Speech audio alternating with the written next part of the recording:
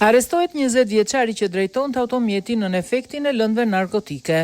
Një 20 vjeçar në qytetin e Durrësit është arrestuar nga policia pasi u kap në flagrancë teksa drejtonte automjetin në efektin e lëndëve narkotike. Njoftimi i policisë.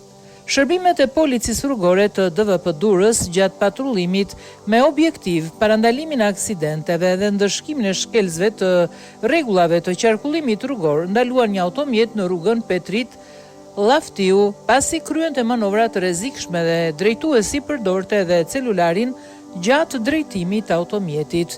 Gjatë veprimeve policore drejtuesi i automjetit shfaqi sjellje të dyshimta dhe pas kryerjes së testit me aparatin drog testues rezultoi në efektin e lëndëve narkotike. Në vijim të procedurave u arrestua në flagrancë drejtuesi i automjetit, shtetasi FB 20 vjeç.